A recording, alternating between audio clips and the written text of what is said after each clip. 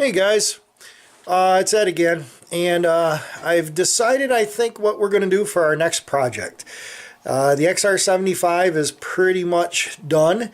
A couple little things left to finish up on it, and then I thought about doing the Galaxy because that needs brakes and all that stuff done. But I've decided because spring is in the air. Yeah, I know we've got like 8-foot snowbanks, and if you saw my last video, you could see that the snow is about 3 foot deep on the garage. But yeah, and the sun's going to be shining, and it's going to be warm weather in the 40s, and it's going to be raining, which is going to cause all kind of flooding and all kinds of nasty stuff. But anyway, we've decided what I want to do, and you can kind of see it over my shoulder back here. So this will be the new project. Some of you guys have seen this before. I think I shot a little bit of video of it a while back ago, and this is a 1964. Let me see, I can't zoom out on it any farther. Let's come around this side. And there. How's that? 1964 Evinrude, 40 horse BigTwin. And the reason I have this motor is because I purchased in a stupor, I guess. You know what they say about buying a boat. Well, I had this itch for a boat, and I found one on Craigslist, and I bought it for $100. And it happens to be a 1964 Starcraft. There's the front of it. BigTwin. Electric start, supposedly. And so I bought it with the intentions of cleaning it up and getting it running and going, and the boat actually wasn't in bad shape, and it had the paperwork, so I was able to get the trailer and the boat, the trailer paperwork, the boat paperwork, but it didn't have a motor. And it's a 1964 Starcraft 14-foot Siren. This, and I found the tag on it, and the tag said that it was rated for 45 horsepower max. And if you look, there's an advertisement. I will try to post the advertisement. I have a picture of it, and I'll put a picture of the boat in my video. And I know I always tell you that I'm going to do that, and then I always forget. But I'm going to try not to forget this time when I edit this to put that in there.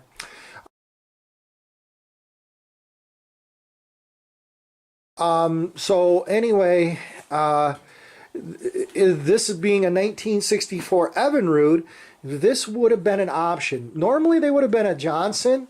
In the picture I think they're Johnsons, but this being an Evinrude would have been an option if you wanted it with the Evinrude. So I've had this since midsummer, maybe it was even more towards the beginning of summer last year. And I have purchased somewhere here. Let's look in this box. No, not in that box. There is, here we go. Some parts. Let's find a bench that we can actually, let's open this box up on. And I'll show you what we got. I guess very typically the water pump dries out. These are rubber, and the rubber gets all bent one way, and you have to replace these. So, and it's like a good thing to do for maintenance every 4 or 5 years anyway, is to replace your water pump. So I got one of those. To be honest with you, I have no idea what's in this box. I don't remember. That looks like a set of points. Yep. Actually, if I read it, might even say replace Johnson Evinrude contact set. Yep, points. Condenser. Piece of paper. Probably another set of points. Yep, the other set of points because it's twin cylinder, and another condenser. And I believe I got a new main jet for it. I don't know why I bought a main jet. Wasn't really thinking. I probably should have bought the whole carb kit, but I don't know. That's what I bought. So I have all those parts. I'm going to shoot a video of me going through doing a little more diagnostics on it. When I got the motor, all the shrouds were off. The bottom shroud was off. I had to find some screws. As you can see, there's a brass screw turned in here, and there's some other various sundry screws, but I didn't know if it was a crazy thread, but it's not. It's just quarter 20. I do have a fuel tank for it, a metal one, which a lot of guys say don't use metal because they're full of rust, but that's what I got, so maybe I'll use it, maybe I won't, I don't know yet. This actually comes off. Okay, I'm making a liar out of me. Come on, I did this earlier. There. So I think all I would need to do is hook up a piece of fuel line and run that to the tank.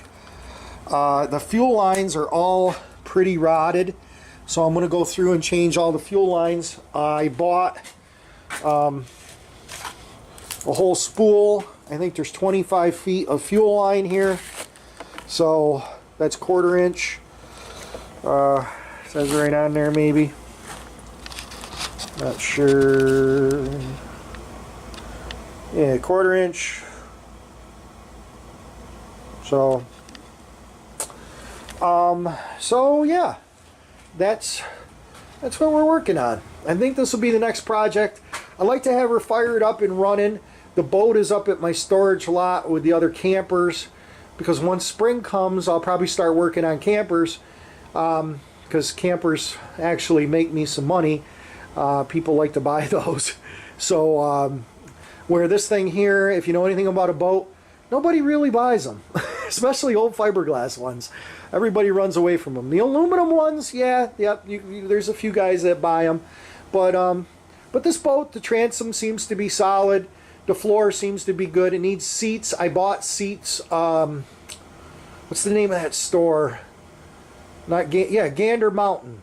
Gander Mountain went out of business in Utica, and they had a big sale, and I bought seats, brand new seats for, I want to say $12, under $15 a piece for brand new seats. They're white, no big, nothing fancy.